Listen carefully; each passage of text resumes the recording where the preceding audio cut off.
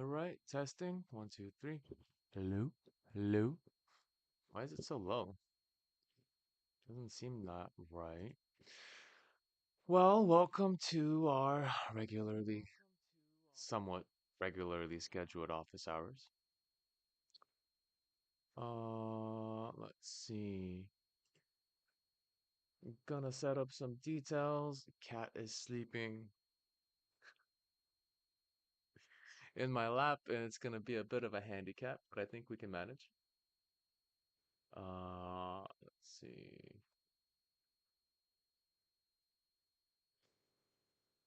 I do want to adjust something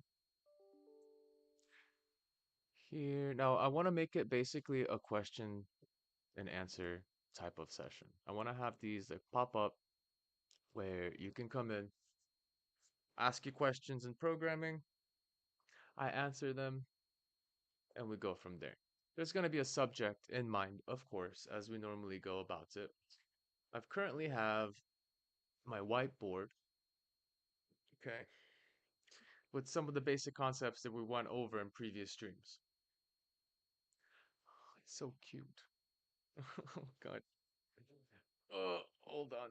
Let me move this fur ball around. All right. How about this? You good like this? You good like this? Okay. All right. He's gonna be sleeping in my lap as we go about our process here. So I'm debating on what language I want to do because we can do JavaScript, we can do Python. I love doing PHP. Honestly, it's the more fun. Simply because it's basically the way servers work. Websites on a much more advanced level, especially when it comes to um, creating logins, managing the server's functionality, going into databases, MySQL, saving information online, uploading files, creating your own cloud, all kinds of stuff. It's basically, ow, dude, dude, stop with your claws. Lay down and relax. You're getting my freaking thing tangled. Stop. Freaking out for nothing. Relax. Anyway, that's the general key concept. So I'm debating on what language, but we have the capabilities of moving around plenty of languages. So I think I might start with some Python and adjust if necessary.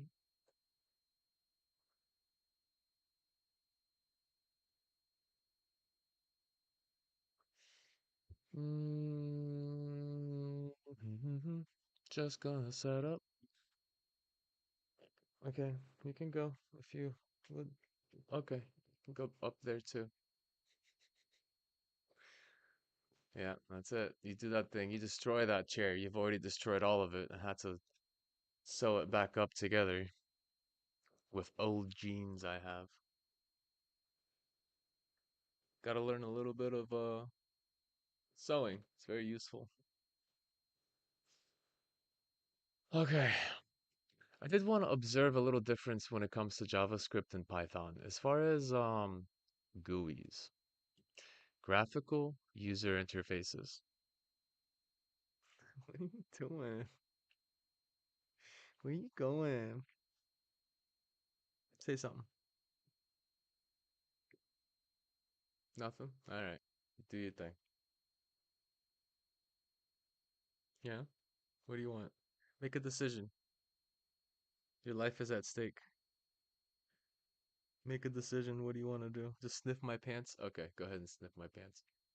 I was outside today and apparently he smells animals or something.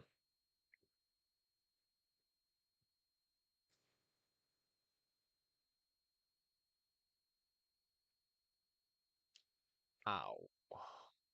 Claws of doom. All right. So, basic components we've already kind of went over. Look at a past video, or we can essentially kind of think about them currently. Mm, when we're dealing with programming, we're dealing with concepts in math. Sounds exciting, but it's actually pretty cool. Once you kind of know one, it inherits itself into the next. So you're able to pass down knowledge between one to the other. Hence, algebra is very useful, not just for mathematics. So those are some of the details on board. I won't go too much into those details unless we need to, unless anyone asks particularly to do it. Remember, chat is open on all platforms, so feel free to ask any questions that you may have. What is programming? How does programming work? Anything. There are no bad questions. So here's where we continue from. Well, not even continue. This was actually a project from one of my students. But what I want to do is open up a new window side by side.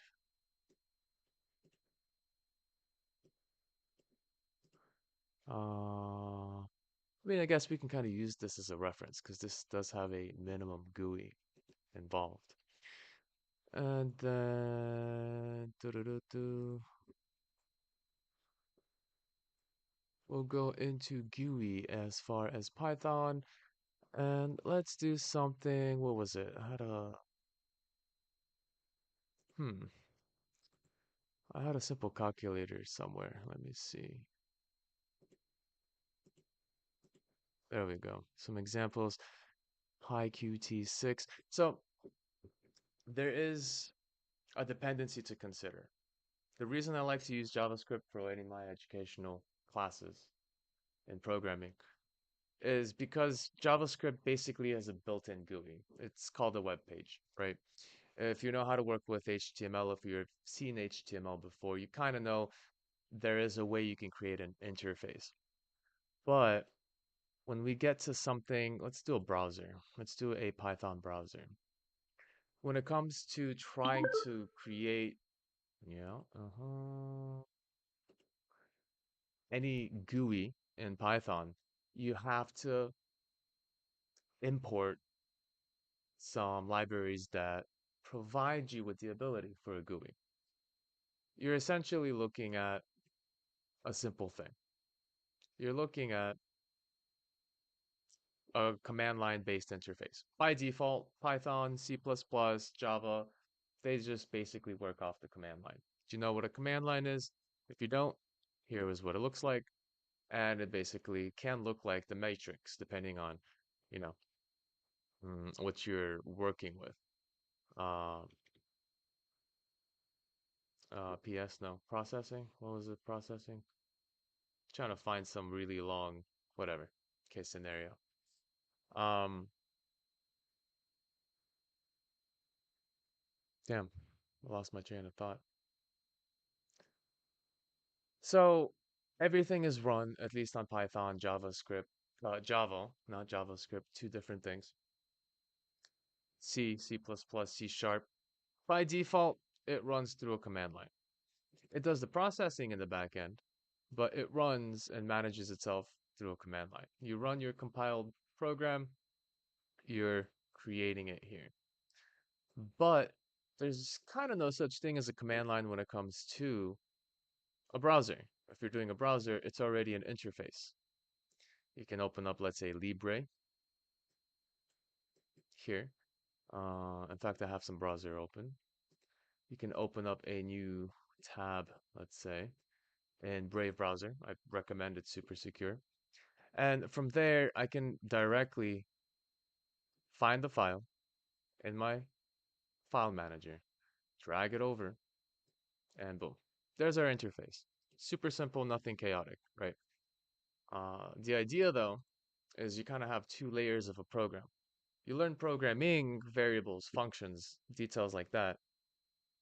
You're basically using mechanics. You're trying to figure out how variables work, how a computer uses addition, subtraction, multiplication, division, functions, all those kind of concepts in between. And you won't see any of the code here. You're only going to see the GUI part of it, which is in JavaScript, is these two lines up here. H1 style, hello world, and the input ID. And that's it. These two pieces make up the current interface.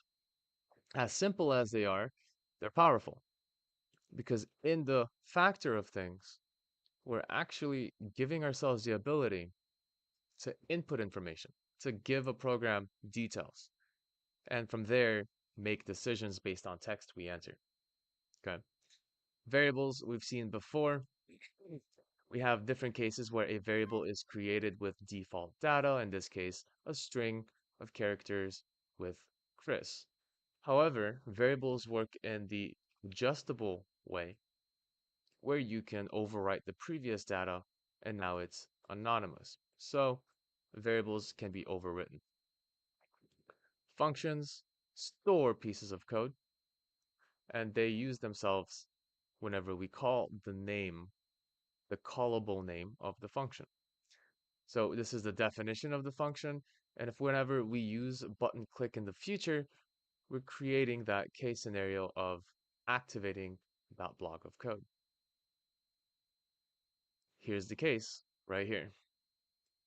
We've attached the function, this organized set of code, to the onClick method.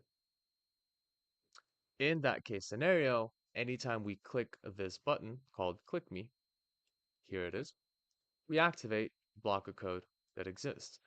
But again, this is HTML and everything in the GUI sense is already given to us on a basis of a document. When it comes to Python, we don't have that leisure. We don't have a GUI involved. Everything is created through basically the command prompt until we integrate an interface, a GUI. We would have to import visual types of assets. In this case, we're using Python Qt6. Qt is a very lightweight interface. A lot of different applications that are open source use Qt. And it's one of those kind of available to anyone cases. It's a little more complicated though than just, hey, I want a text here and I want an input here and then a button here. It's not as nice when we organize Qt or a, well, GUI within a program itself. Because if you do notice, this is a type of HTML, XML, but the code, the mechanics are right inside the script space, the general programming we do when it comes to programs, the brain of the process, right? But there is nothing more than just brain when it comes to Python. There is no case for a visual tag like XML, HTML space. There's nothing that shows us, hey, this is where all my little dividers and buttons and text is. And then I can attach that to the mechanics of the code in script. Fair. So how do we create a GUI in Python? Well, not only do you have to essentially know a little bit of Python to get started, variables, functions, classes, but now you're kind of expanding based on the 85% spoken about in previous sessions. The 85% can kind of go quite far, but here's the idea. It's the API that's important here. An API is an application programming interface. Essentially, a bunch of code someone wrote that you can now use in your code. That's it. For the specific reason of, in this case, for GUIs, drawing a bunch of stuff to make a window. Now, specifically in an API, you kind of expand in a specific direction. Are you going to be a game dev? Okay, you probably want to learn APIs related to C Sharp, C++, or GDScript for Godot. Are you a data analyst? Okay, you might want to learn Python, as we are, or going into in small detail, and R programming potentially on top. Do you want to create websites? Well, sure, you can kind of start with HTML, but you're not going to get too far. You can kind of make a nice landing site, something designer related, pretty, put your stuff up there. But you can't make an email list or a sign in button or a shopping cart. That is the key for a server to have PHP installed. PHP is another set of code specifically for the mechanics of a more advanced website. JavaScript client. We haven't talked too much about the networking aspect of things, but there's always two sides of an interaction. There's a client, there's a server. Just like you go to the restaurant, you order something. Who do you order from? the server. Now imagine you are the browser and the server is YouTube. You go to YouTube, you order something. What do you order? Markiplier videos, whatever. The server goes and fetches it and gives it to you. And that's always the interaction between these two types.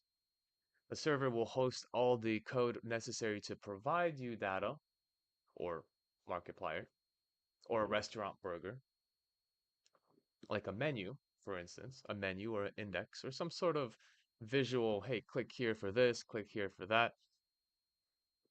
And then the client is just the browser acting upon that server and saying, hey, give me this stuff. Let me show it to my user. End of story. So the client takes the server information, PHP, changes it to HTML, and then it becomes visible to the regular user looking up videos on YouTube. Apps, well, if you're going into apps and general software development, you're basically looking at C++, Java, C Sharp, and so on. And drivers, probably 2% of anyone cares to go into drivers. Well, that's going to be the more advanced kind of like you're working at NVIDIA, you're working at Intel, you're probably working potentially at Microsoft. But if you're working on Microsoft, there's really no hardware involved unless you're like on the Surface division or something. Then you would be specifically working in a case to create a driver for a piece of hardware to work on Windows and so on. Normally, that's the assembly's case. That's the best way to create a driver because now you're talking on the assembly language. And assembly is basically the quickest, fastest way to talk to a processor, to a computer, without having to convert information, without having to compile code from human readable to a bunch of zeros and ones, binary. So assembly would be the best bet for drivers, but not many users, not many people want to go into that because assembly is not an easy language to learn. So we're essentially kind of working with Python, which you can essentially use for all of these cases. Python is pretty universal. So you can kind of add on Python to game development. You can add it to web development, which we kind of have over here as a server. That would basically replace. You only need one, either PHP or Python.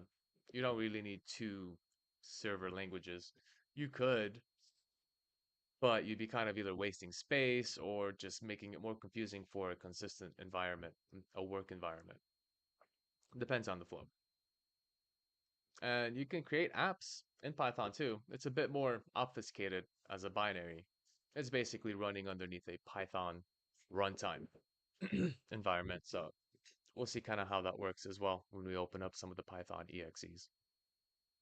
But that's the idea. So what happens when I run this?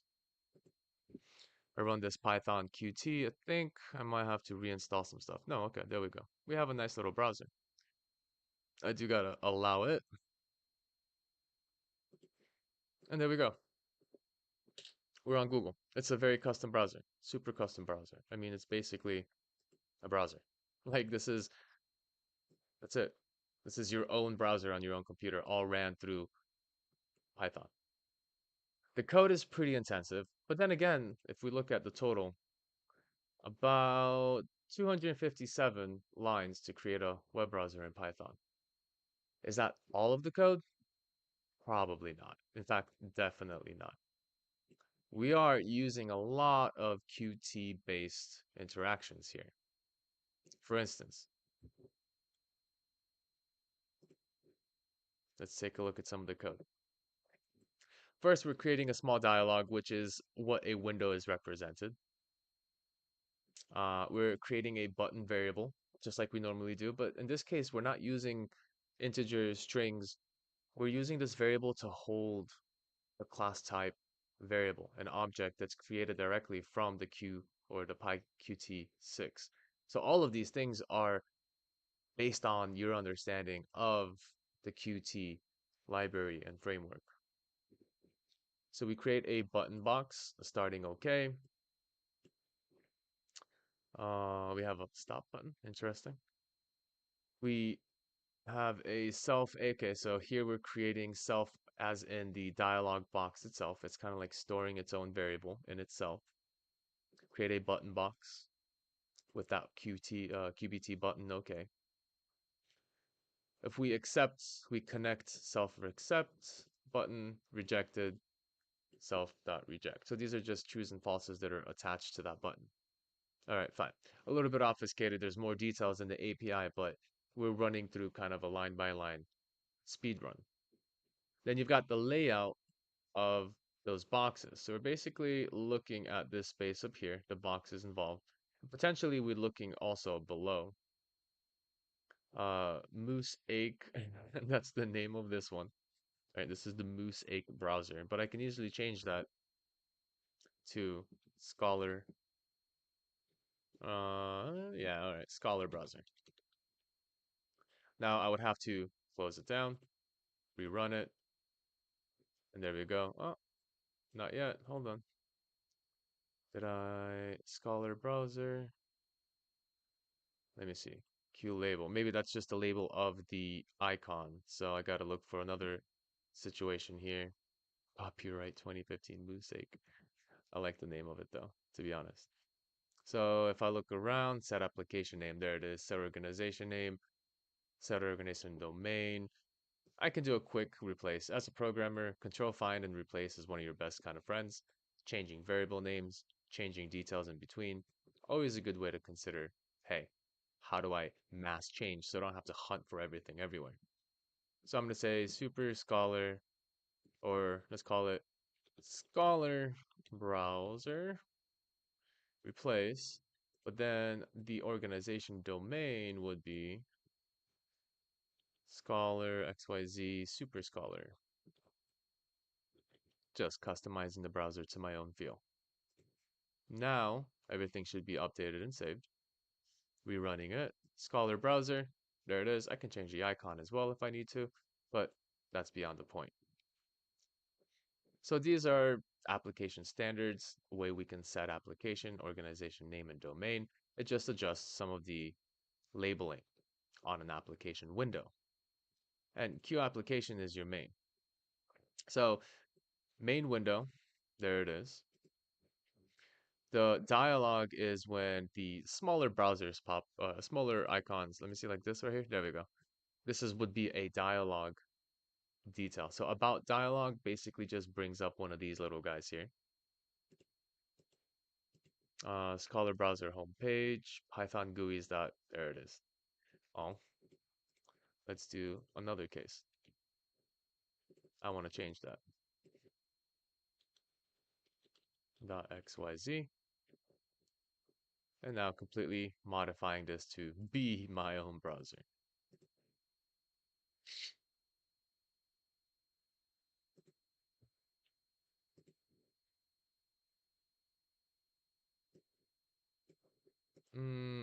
Okay, there it is. There it is. So now it's going to take me to the Super Scholar website. And it does a pretty decent job of like actually rendering. It's not bad at all. Let me do some of the games I've made. Train Your Brain games. Opens up pretty well. What about Math Rain? Does it do Math Rain good? Start game. It literally has everything. It has its own JavaScript server and everything. So pretty cool. Pretty cool. It functions super well as its own standalone browser. Now the case is it functional? What are we using in the back end? We're potentially using some form of WebKit, which makes it potentially weak to certain security risks.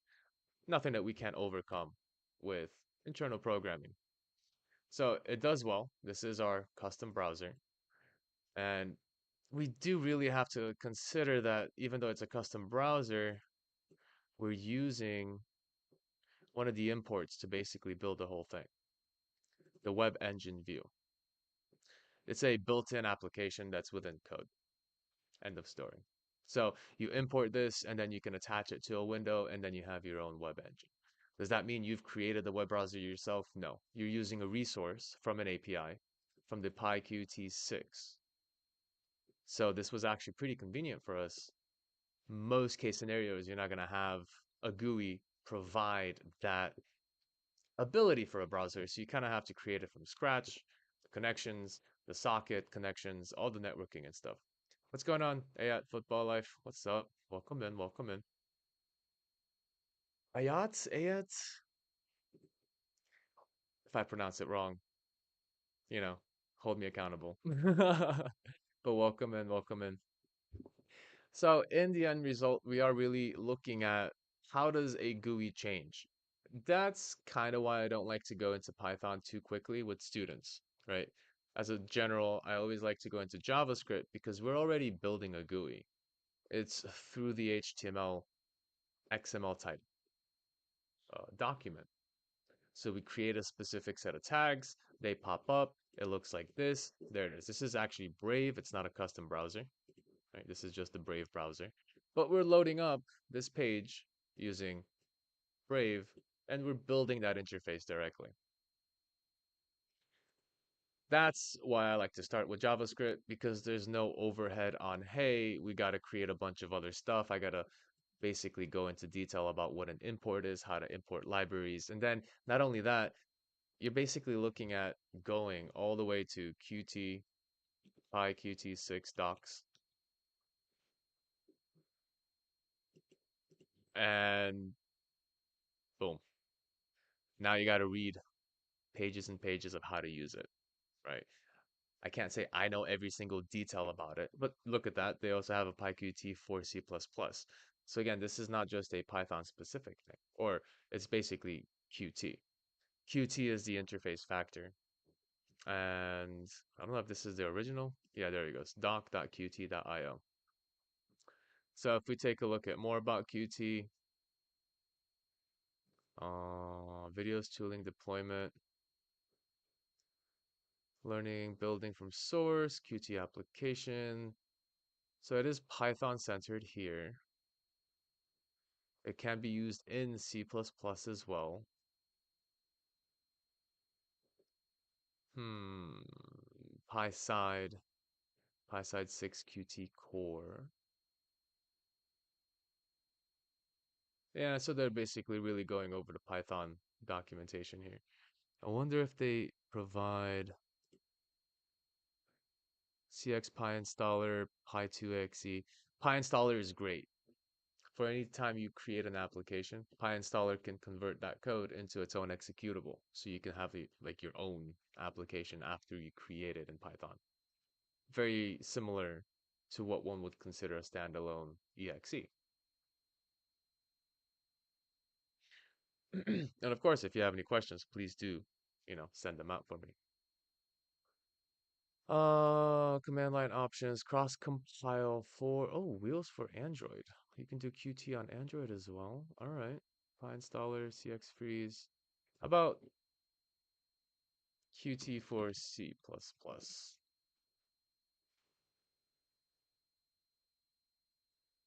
So it's cross-platform. Okay. Well, what does then? What does Qt support?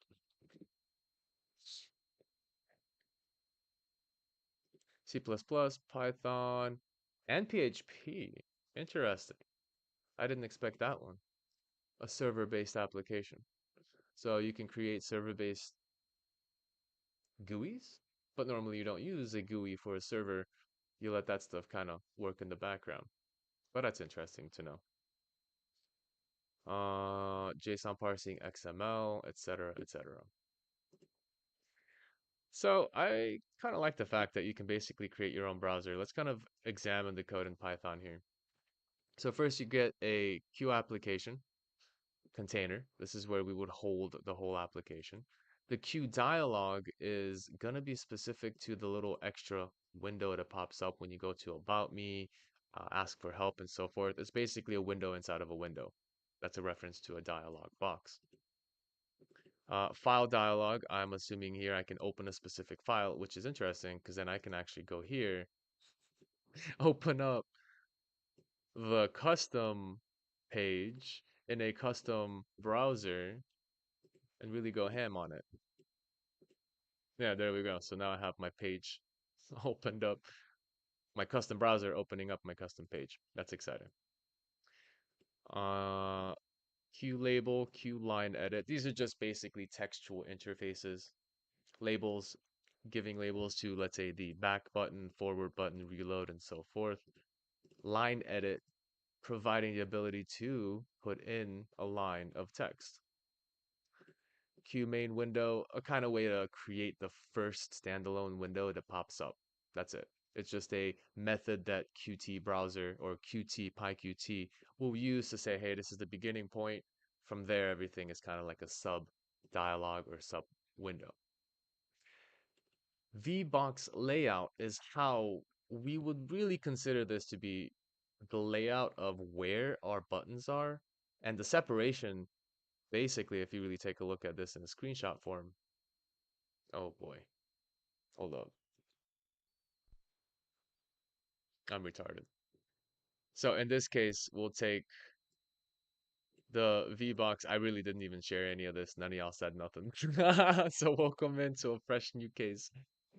So the VBox here, VBox layout, is basically organizing this as the top value, this as the middle value, and then this as the next set here. That's what a kind of vertical box layout would be, the VBox layout import. So from that case, it's basically like having divs. The divs work in a similar way. Computers essentially organize all their details in an up to down method, top to bottom, line 1 to line infinity. And when we're looking at the actual window, it's happening also internally. So while our Python is organizing the blue blocks that we see here, VBox layout, our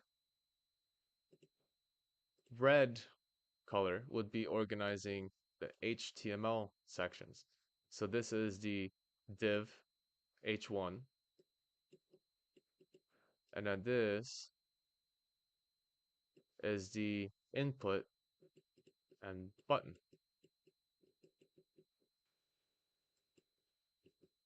So in red, it's HTML doing the interfacing, and then in blue, it's our Python doing the interface GUI. That's it. That's kind of the organization here. So we're kind of like programception. We're creating the browser and we're creating the page. But that's kind of the concept. I like again to start with JavaScript because I don't have to create the browser for you. You have it. I hope you don't have Internet Explorer, but you would have something like Chrome, Brave, Opera.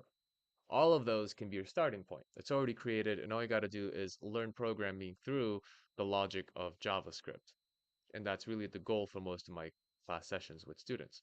It's to show the logic how to create applications in a browser because they directly relate to creating applications on any platform. Let's go further. So again, Q application being imported from Qt widgets. You've got your application standard. And then since I didn't really show it earlier due to my screen share, I gotta organize my windows a little better here so I can keep track of what's showing.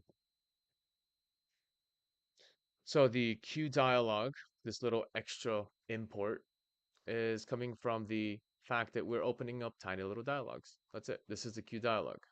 That's it. So it's running within the application, so there is a special kind of window type for that case.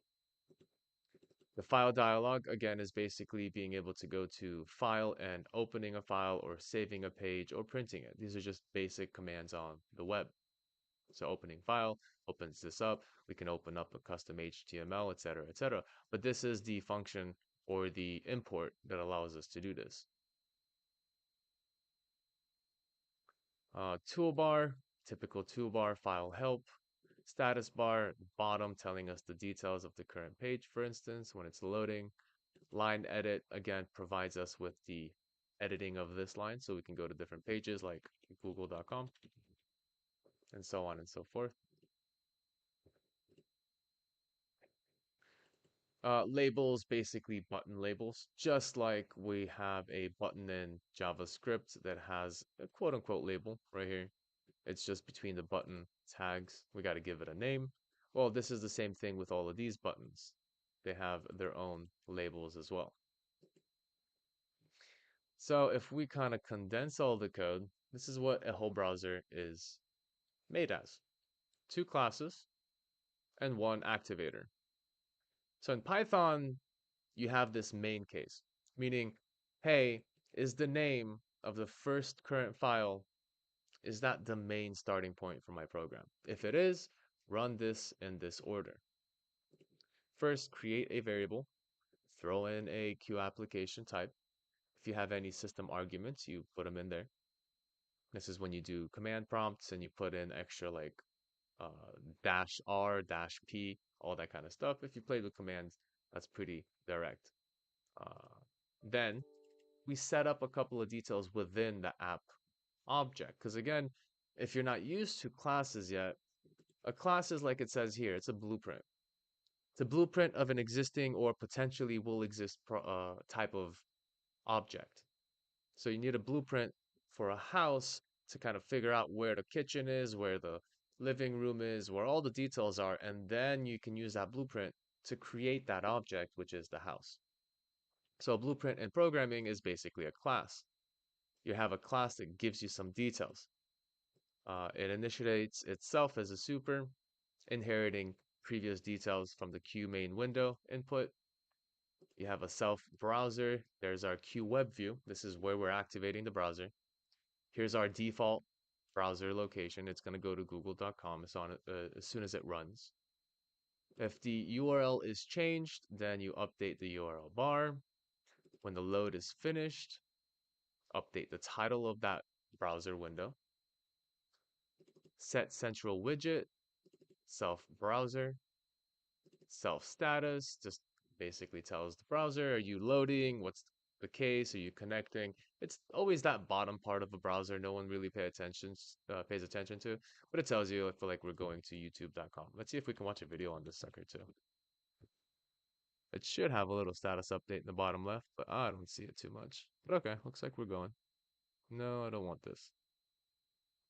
And notice like back and forward, they're not arrows, nice cute arrows. They're actually just straight up text. So we look up Chris MIA, MD, MIA. Thanks. There we go. And there we are here. That's cool. I think it should basically be able to load it because we're not really using Flash. If you remember back in the day when we had Flash. Oh, it's not loading. Oh, no, it is. It is. Oh.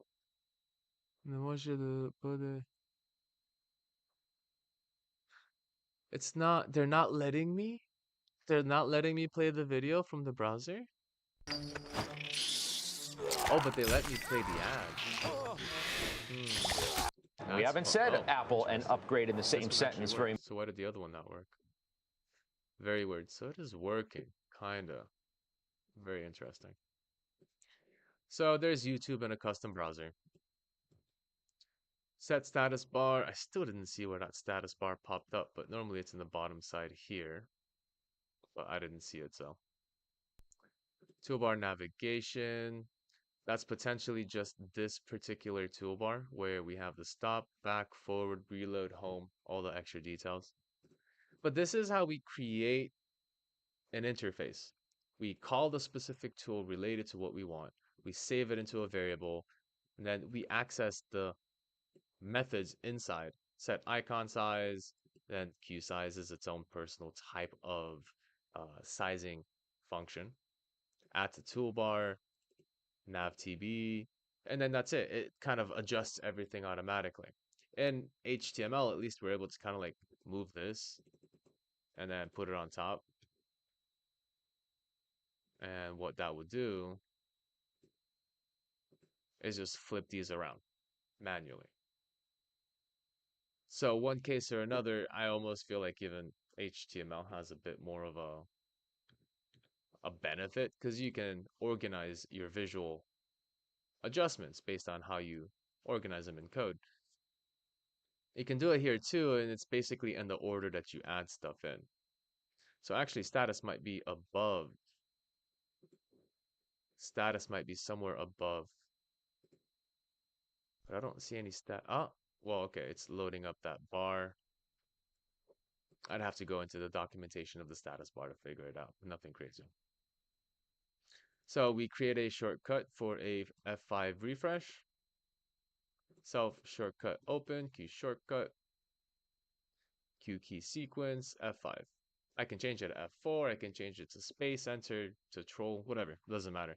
This is just kind of the key sequence that we are looking. Now, again, these are libraries. If we really take back on the concept of what part of our learning process is our creating of an interface.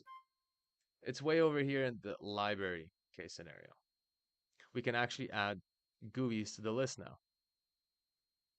Because in the end, GUI is an extra library you have to learn on top of your language that you would normally learn as a beginner.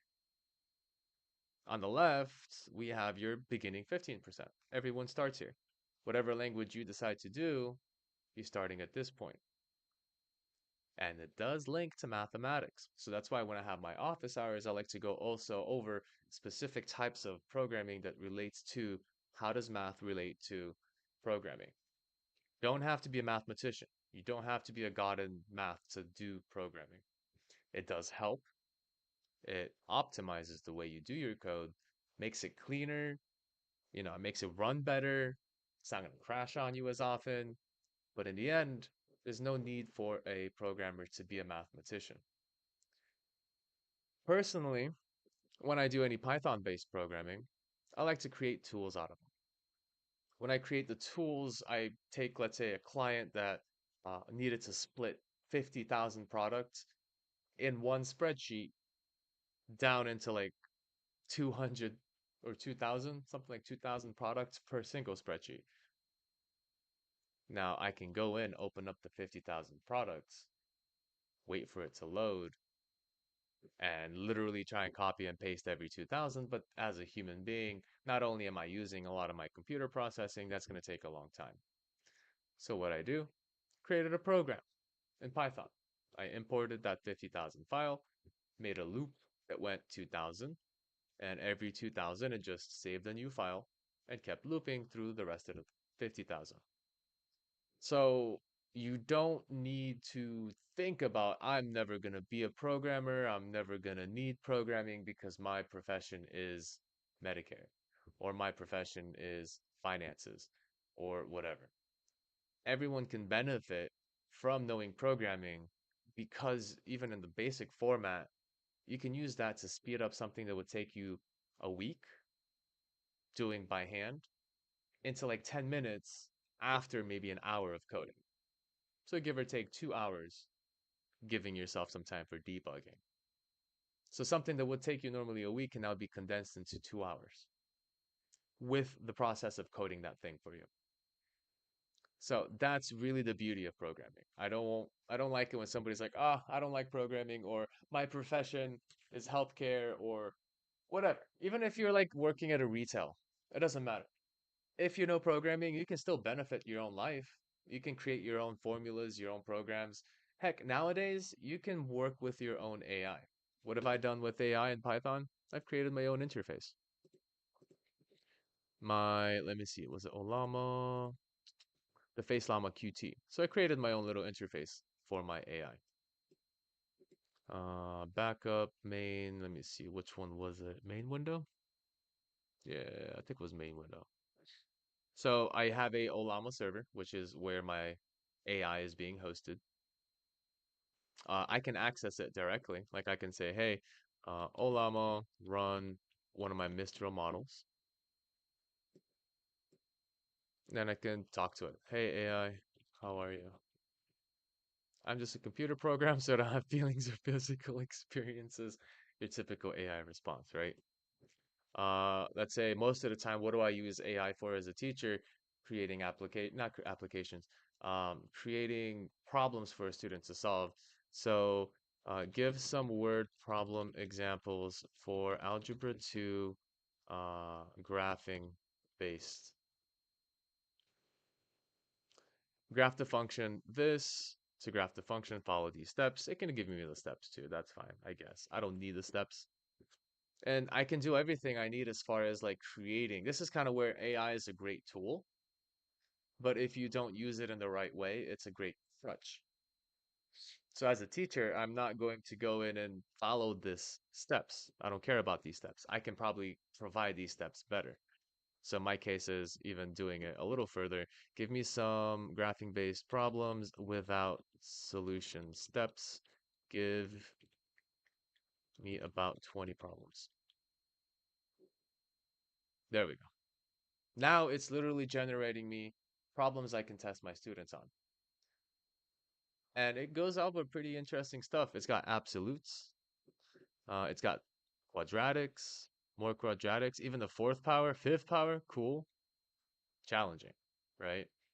So this is the use of an AI, but this is me using it from the command prompt. So I created an interface, just like the browser, the little browser here, the custom browser we saw runs on Python. I've also created, uh-oh, where'd it go? I think this one, Face Llama Qt, running it. I think I need to give it access. Hold on.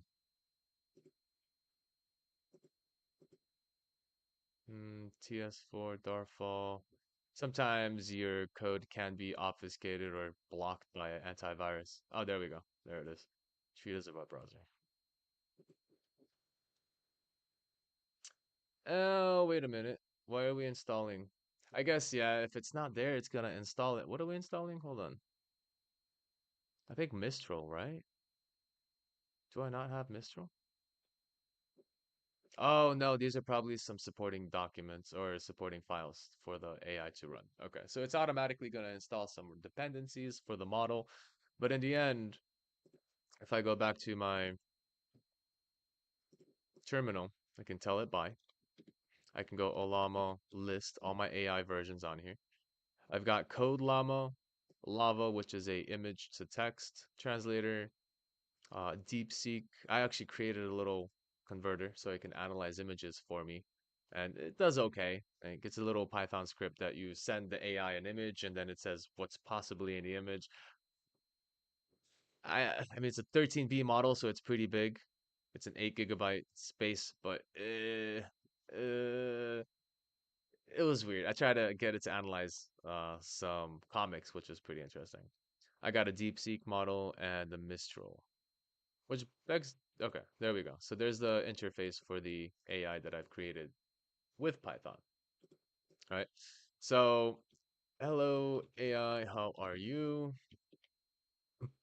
And you can see this is the case where the window's running and you can see what's happening in the backend.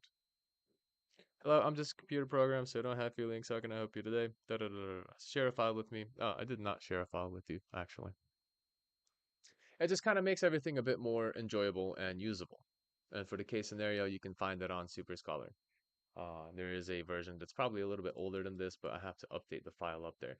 If you become a member, most of the code and most of these applications you can just download right away. So consider superscholar.xyz and then follow the links there to my Patreon. You can have access to my Discord bot code, to the AI code, and countless other little goodies in there, even server code to create your own website servers. So, what does this really do for me? Well, it gives me the ability to choose which model I want.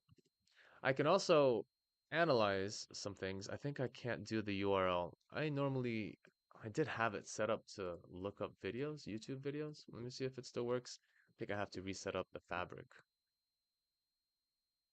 So if I take this, copy link address, throw it in here in the URL, and analyze, I think is it? Analyze the YouTube video,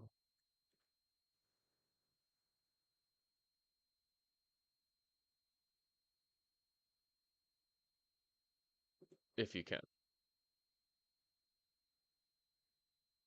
Potentially not. Nope.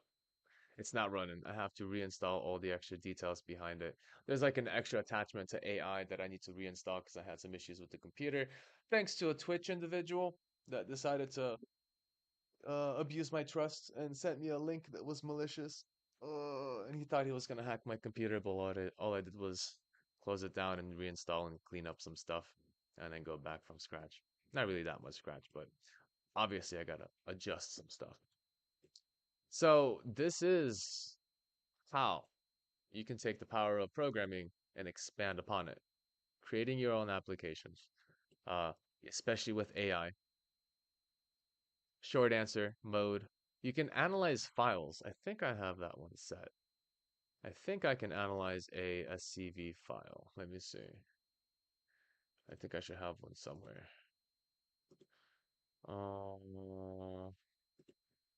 Work. Developer. Where's developer? Yeah, there we go. My prices for developing. So I'll take that, throw it in downloads for easy access. This is what it looks like as far as the services I offer as a developer. And then I should be able to essentially grab this as far as the direct link for it. And prices dot XLSX, I could just copy that. And then analyze the spreadsheet. And here's what it looks like. Design services, 2D, 3D logos, code services, basic pages, HTML, PHP, CMS, login product, etc. It's your typical. Nice. Wait, hold on. The cash flow section includes costs, goods sold. Analyze, provide a spreadsheet. Let's break down. Spreadsheet approves to be a class for project, template, business, or individual. It has two main sections, one for cash flows, receipts, and another for cash outflows, payments. Not necessarily. Maybe I misunderstood, or maybe it's attaching an older one. So that's interesting. In summary, provided spreadsheets customized with capital project template. I guess there is cash flow involved. I mean, at the end here is the actual values, prices per price book, in a way, I suppose. But there's no outflow. Is there an outflow? Don't think so. More like a services. Maybe I need to title it services so it makes more sense. So you can create this AI, but in this case, it doesn't just take the Excel spreadsheet. You have to convert it through Python into CSV or yeah, CSV file, which is a cascading spreadsheet. And then you feed it as a query, as a typical prompt. And then you can analyze your own spreadsheets using just a file directed to it. So a very simplistic form, no connections, no diagrams, no chaotic things that most of those advanced systems do. And I did it for the case of simplicity. I just created my own interface.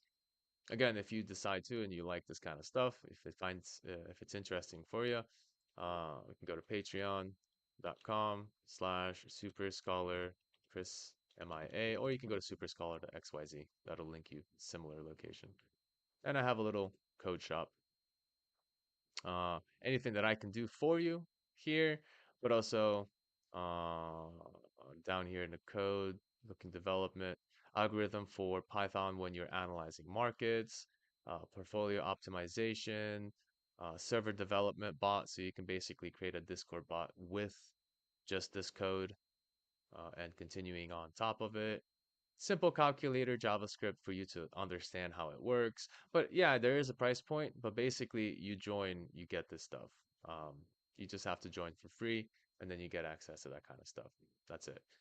But if you do need any help in general with programming, I also, of course, provide that kind of services when it comes to basically teaching, right? See membership options. You can basically start off with something simple. $7 a month, send me an image of math, programming, whatever, and I'll send you the details back as far as how it works, how to solve it, etc. 20 is where you actually get a one-to-one session with me. That's when we go into detail. You ask your questions, I teach you things one-to-one remote session. This is what I do on a regular basis with a lot of my students. And on that note, let me see my calendar real quick. I got time. I got time. And then you get 1 hour here. But on the flip side, you also get as many images as you want to send. If you're a single monthly session hour member, you basically send me images anytime you want.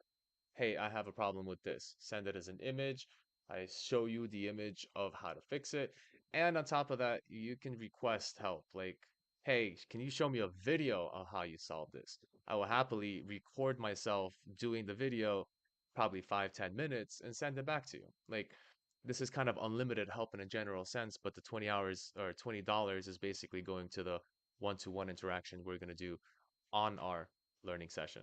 And then if you need more hours, it basically goes up and up for the factor that you're buying more hours for less money. So, Super Scholar, Chris MIA on my Patreon, or you can go to superscholar.xyz. That's my website. You can also use the brain training applications. Very nice to have, very straightforward. You can use these for free. And these aren't behind a paywall. Because again, it's just creating things to help people grow. You can practice math, you can practice speed reading, memory, all kinds of stuff that stimulate the mind.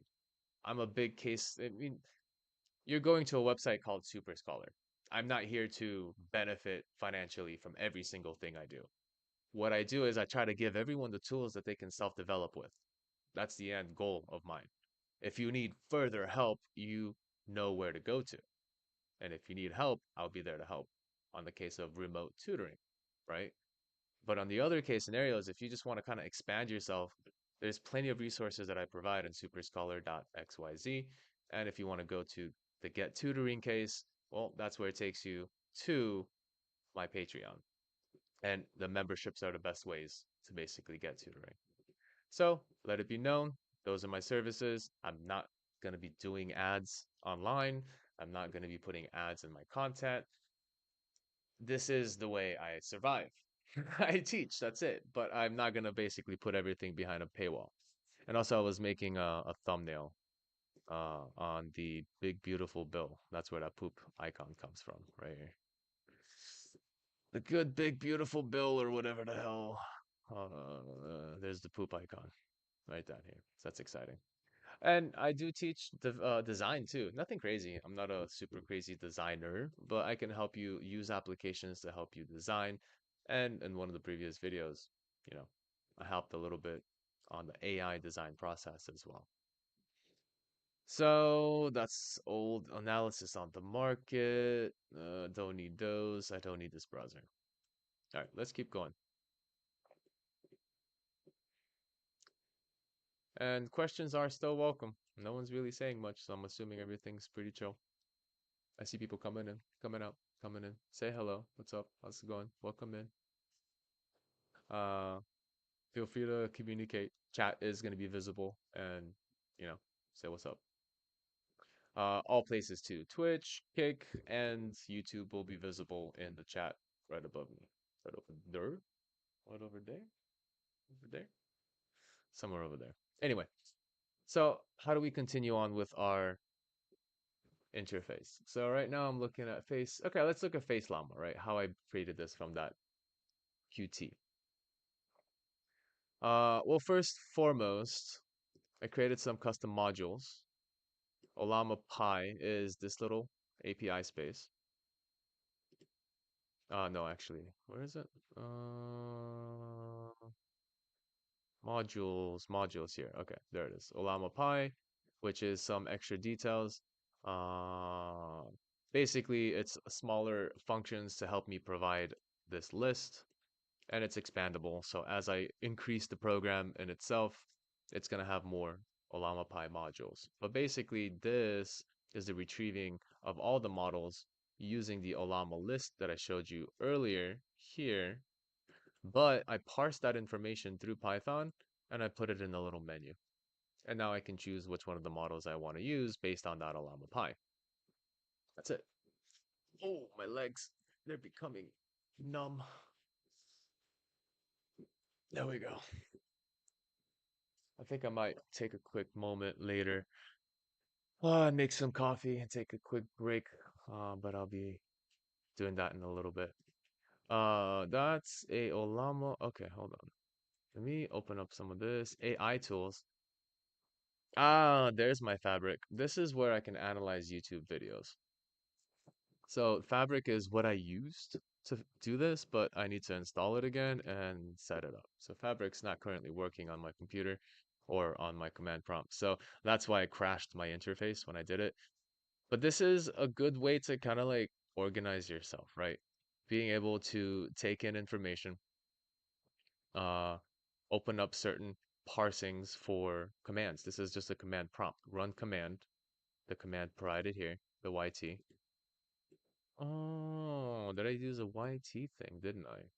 This is kind of my typical way to create commands within a program, is to create like a little subcommand. And when it identifies that I've used the text YT greater than, it'll do the details after. So I kind of forgot how I program my own thing sometimes. That's funny. Analyzing video, there was this that I didn't really fulfill, like a local video that you can analyze and get the audio from it. And I guess, yeah, you use a Google-based recognizer to convert or transcribe it to text. That's right, I had a little transcriber here. So, converting videos into text, this was kind of like an extra tool for potential use for subtitles and all that jazz. Yep, there was the case that I tried it. So this was me actually trying it. I didn't attach it actually to the main Face Llama interface. Well, Llama Pi, back to that, nothing big there. Qt Box, I guess this was just a simple example. Test, another simple example. Some of these things are kind of like empty tests and adjustments, trying to see if it works, if it runs, if it imports, and all that stuff in between. So let me see. Qt, PyQt. Oh, I have 5 too. Well, I probably wouldn't use PyQt 5, but it's good to have as a reference, I guess. The main window is the one that we had before, so let me run that again.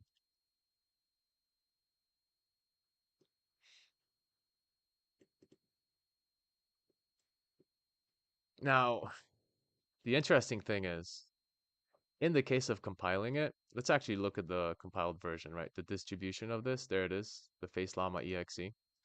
You can use a application like PyInstaller to convert whatever Python code into an executable. But notice the size on this sucker, 815. I would say the code that makes everything function, as far as the AI specific code, is probably like 10 megabytes. That's it. But because I've attached this GUI, this graphical user interface, that's 800 megabytes. So that's good to keep an eye out. When you attach a GUI, you are expanding the size of your application. Oh, interesting. I can't open up this as an archive? Hmm. Interesting. Normally EXEs can be opened up, but I guess not. Okay, that's fine then. I don't need to. Go back, open this. Okay, so there's our interface. So main window is indeed this main window. Uh, I got a couple of details, number of grid rows, number of buttons. There's the buttons up here. I've kind of created, I mean, I guess if I change this to 5, it should make it 5, but I haven't configured a fifth button, so probably break something. Query setup. This is setup query. So this is where you communicate with the AI. A query setup for an AI is essentially like the program talking to your AI saying, hey, here's some text. This is a setup for the query. Do not reiterate this in the response unless asked by the user for help. This response, hard-coded, is hard-coded and will be sent every time requests are sent to you, the AI. Here are some details to consider when parsing and answering queries. This is you kind of like programming the AI that you're communicating with. You're giving it a basis of what are you here for, how do you function, and how does it relate to the current interface, right? Because it doesn't know where it's coming from. You're communicating to a server. So that server is kind of like you can talk to it from a command prompt. Oh, I guess I'm installing an update. You can talk to it from the command prompt like we saw earlier, or you can talk to it from the program with a predefined query. Very interesting. I put a smiley face because I'm talking to an AI. Be ready for more AI to come. AI, we're doing a span, giving it some details. Fully functional, but the details are here, etc. Then you have a section for conversation history. So session history setup. This is a message for the AI model responding to this application request. Here will be a growing key value pair of data that will assist in maintaining organized history. This can be optimized a bit. I've noticed that over a long period of time, saving every little detail is a bit extra and can make the application slow down a bit. So this is still for me to optimize. File content. So here's the file contents available. Then this is a message for the AI. It's going to basically be telling it this is where all the file information is going to be attached. So I convert an Excel file to a CSV and then to a JSON, and then I attach it to the file contents space. This is more like a RAG-based analysis. You're converting files into raw and then giving it to the AI as basic text. So you don't have to technically train it on files, but you are giving it the information through converting files to basic text, basic simple text. Thread pool, this is just for us to basically run things in the background without the whole application breaking down and, the little not responding thing happening. Well, that's what happens when you kind of run a thread that will take a while. So like when I send the AI a request to talk, and then it's thinking and it's thinking and it's thinking. Well, my application's waiting for the AI to respond, so it just kind of hanging there like I'm waiting, and then the whole window goes gray, and then not responding pops up. It doesn't mean that it's not responding. It's just taking and waiting for the AI to respond back. So this is a method where we use threading to run something in the background so it does not slow down the actual function, the actual final key to the final response, basically, right? That's it. AI init thread, some kind of a little bit of a prototype to see if I can get the AI to be the one that initiates conversation instead of the user always having to initiate conversation. That's just a little detail there. Oh, I'm doing it again.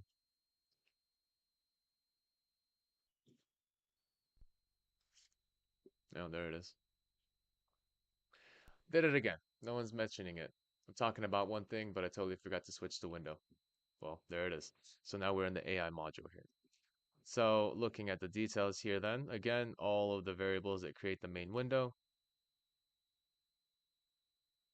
We've got self-query setup. Debug mode is active. I'm kind of giving the AI the knowledge that, hey, you're in debug mode, so make sure you know that.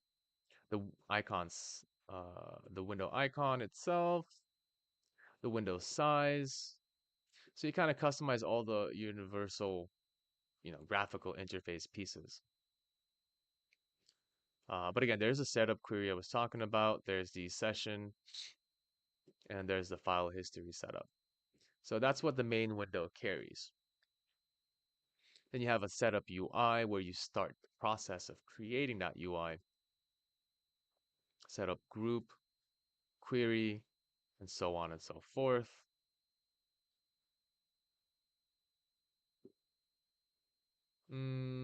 Query setup group. This is the way we kind of take small interfaces like buttons, inputs, text boxes, and we group them together into kind of a nice, neat row, right? So the main layout's going to have a group that's set up together. There's the text box. It's a Q text edit space, which is basically this section here. So this is the Q text edit, and that's where all of the text is being fed to on the AI side. Query setup group, self-create query setup, self big editor. This big editor is the response that the AI is providing back to me. So it's a dual-sided conversation. And that's the interface. Basically, the first thing you do with any setup is to create the user interface. That's it. And it's its own function. So if I kind of collapse everything, how many functions is this little application? Or there we go, there we go. Some AI reasoning, that's just kind of a placeholder there. No reasoning yet, not in this case.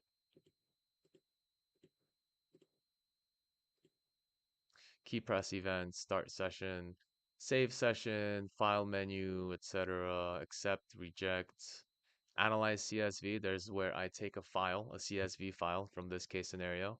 It imports that file It uses NumPy, I believe, self data to PD, pandas. It uses pandas to convert the Excel file into a CSV file, and then I attach it as a regular text and give it to the AI. So just your typical RAG process for AI programming. Then you've got a worker down here, which is basically that threading concept. We're using a thread to talk to the AI so it doesn't slow down and basically not respond, little gray out space. There's a second one which I'm not sure. Oh yeah, because there was another thing, another little detail. I had to make two workers because one was specific for queries and I forget what the other one's for. Oh, true. Hold on. I gotta unlock my computer real quick.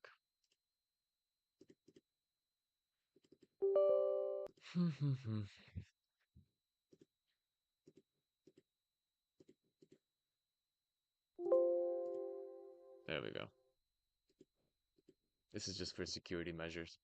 Locking and unlocking my installation process. Okay, that was it. Slugify. Talked about slugs before. I'm not a fan, but hey, it's there. And then the main. So when I run this directly, this is just a typical process. Create the application, create the window show, and then when it closes out, you close out the application. So yeah, that's a pretty long application.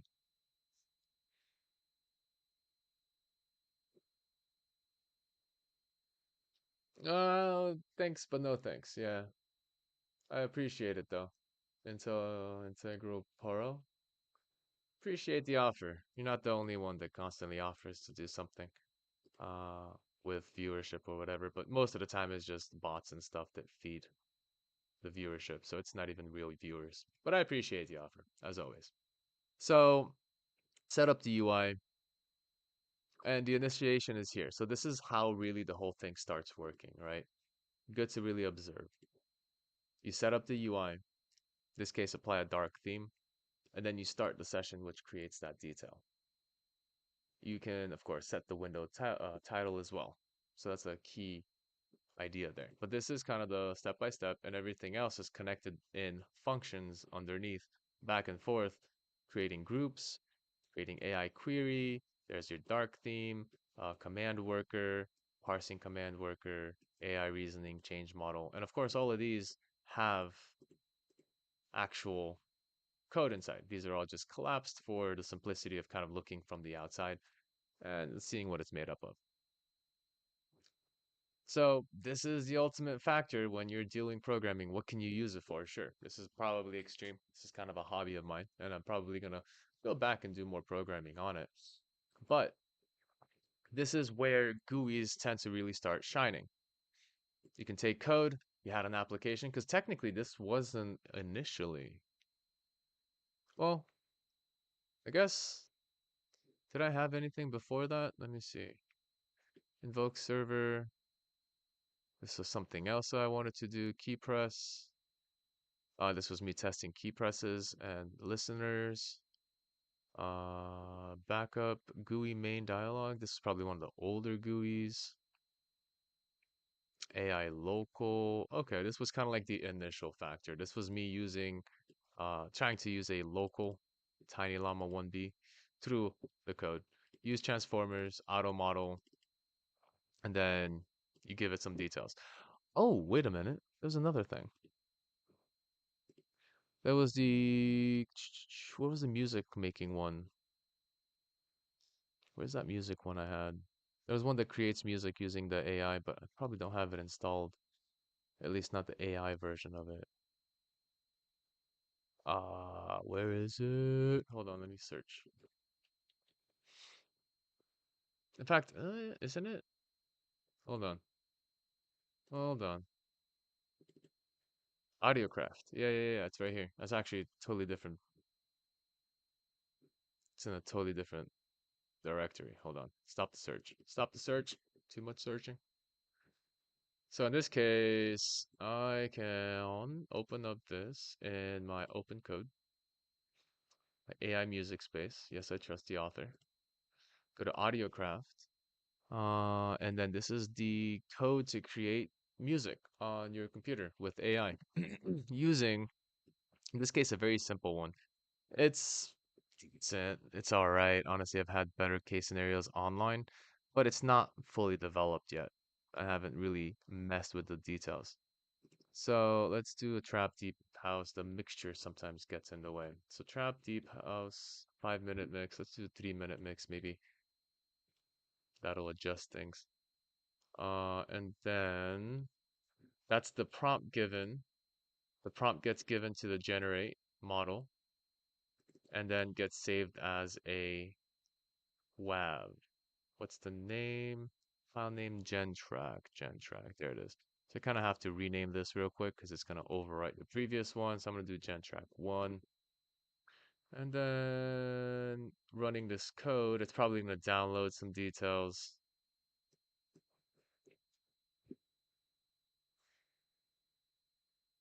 I think. Let me see. Ah, Triton. I have to install. Yeah, yeah. Oh, one time only operation. You can interrupt, presume. No, this happened last time, I believe. Right? Give it a moment.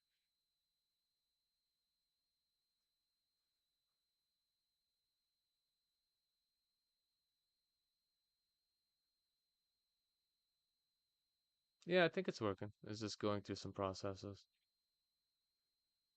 There was a model that needs to be downloaded. Ah, there it is. I gotta treat it as something. There we go. All right, so now it's got to download a 4 GB model based on generating music. This is the Facebook Music Gen, apparently. I wonder if I can get a larger one because this one's 4 gigs. That's pretty small compared to the 8 gigs memory I have, so I can maybe upgrade it and get better outputs. So I'll let it do its thing. I want to put some music on, chill it for a little bit, and I'll be back in a moment. BRB.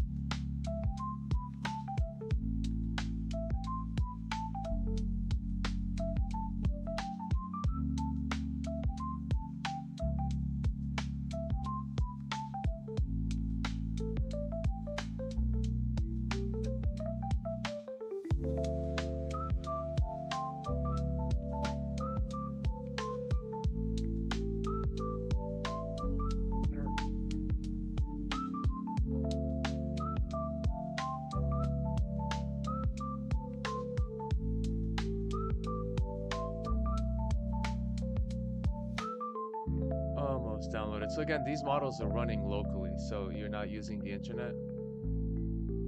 You're only basically just downloading the model and then running it off your computer, which means you do have to have a pretty decent graphics card. Minimum, I'd say a 2000 series, but even better, 3000. If you can go for 4000, awesome. But barefoot streets where shadows grow. audio Hustle with whispers where the cool winds blow. turn that down a Rooftop bit. temples over concrete sprawl. All right. Silent chants amid the city's sprawl. I'm the urban monk, living free. Concrete jungle. So while I wait for that to download, I want to also try the large model as well and see how that works. Lost in the rhythm where the soul finds you. Brick by brick, the mantra sound. Graffiti scriptures in alleys abound. Echoes of life on a vinyl spin. Zen in the chaos where it all begins. I'm the urban monk, living free. Concrete jungle is my monastery. Deep house vibes with a beat so true. Lost in the rhythm where the soul finds you.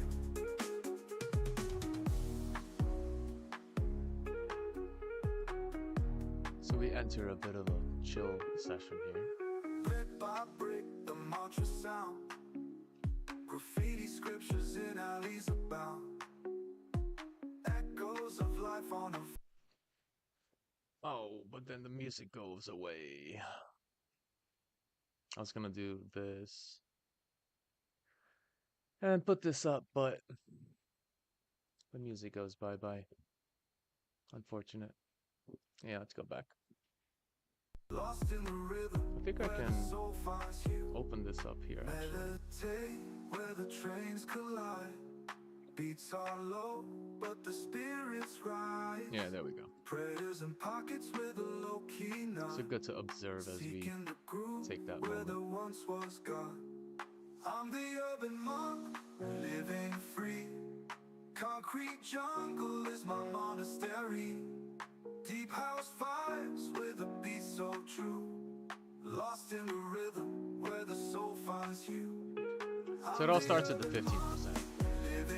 Knowing programming in a basis form and any questions are always appreciated. Deep house vibes with a beat so true.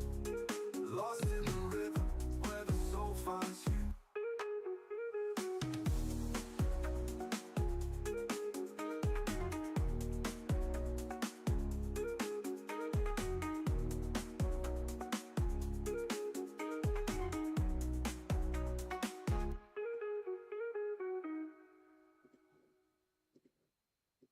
Almost done.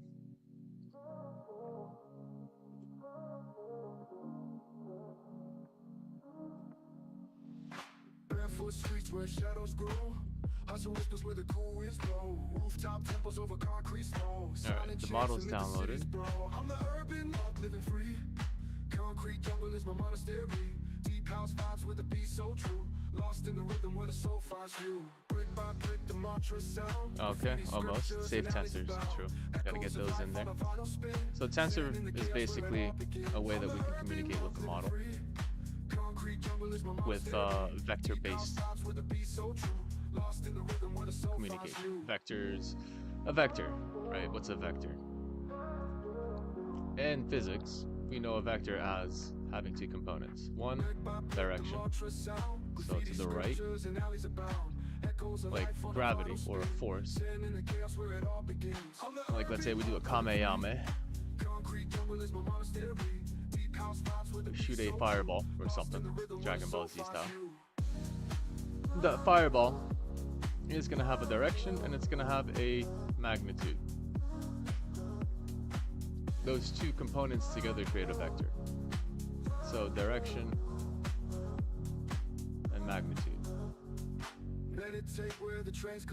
when you have that in an AI, it's more on the lines of like identifying certain objects. Like let's say we have a image AI, trying to figure out whether something is a dog or a cat. Based on the information that you give it and train it, it's gonna have a vector to paint that basically points in one direction. Maybe this would be a 0.8, and then this would be like a 0.4. So the guesstimate is the larger vector, which would give you, hey, it's an actual dog. And this is from the training. This is from basically feeding it images and then having this verification. Hey, you guessed dog, it is dog. Hey, you guessed dog, but it's a cat. So those tend to be converted into mathematical vectors. And that's all it is. You've got a huge library of vectors. Some of them are for identifying animals or objects, like a car, dog, or cat. And based on the outcome of that vector is going to be the one that essentially wins. You can almost think of it as stats. We always see this little pentagon. You have intelligence, attack, defense. You may have, I guess, mana or magic, and then speed. And then on the inside, you have certain valuations for each. For a specific character, growing levels, and so forth. Those would be a similar format to a vector. We just really more show it as a type of alignment like this. So instead of the vectors, you don't see this in those charts. You see a shape like this and you can say, hey, I have pretty good intelligence, decent attack, okay defense, magic's pretty alright, but speed is low. And that's the obfuscation of vectors when it comes to like gaming, when you're playing games and stuff. Alright, there we go. Now we're creating that soundtrack, or the sound file. And it should do a gen track once it's done. This is it currently creating a certain amount of values for that track. And all I'm doing is using the Medium Music Gen AI from Facebook. It's a pre-trained model, so we don't have to train this. Duration is 30 seconds. Although, I don't know why I put 3 minutes actually. Bad idea. Because it's already given to as a duration value.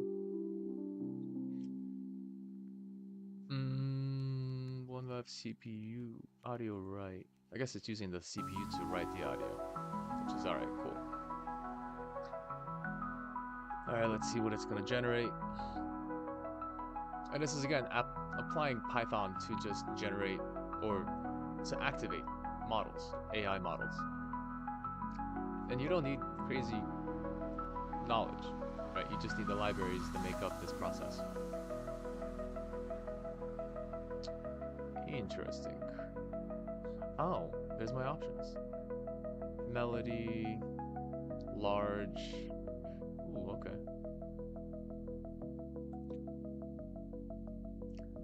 Got an issue.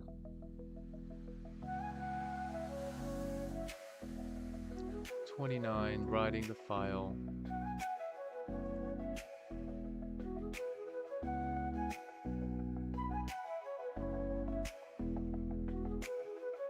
I think it's because I don't have FFmpeg installed.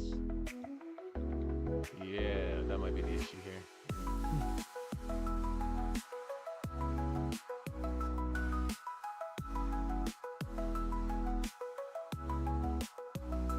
Debugging time. So it starts at line 29 and audio write. Piping to FFmpeg. Yeah, okay, so we don't have that. Well, we can install that real quick. I have to do that from scratch. At least it won't be a big wait.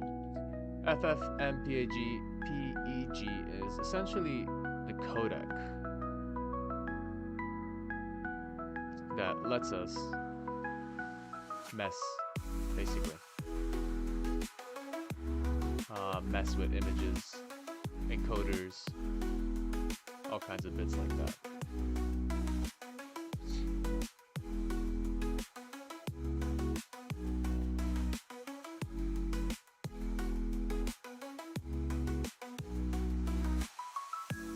So I gotta find a download full. And just a build, so always look for the builds.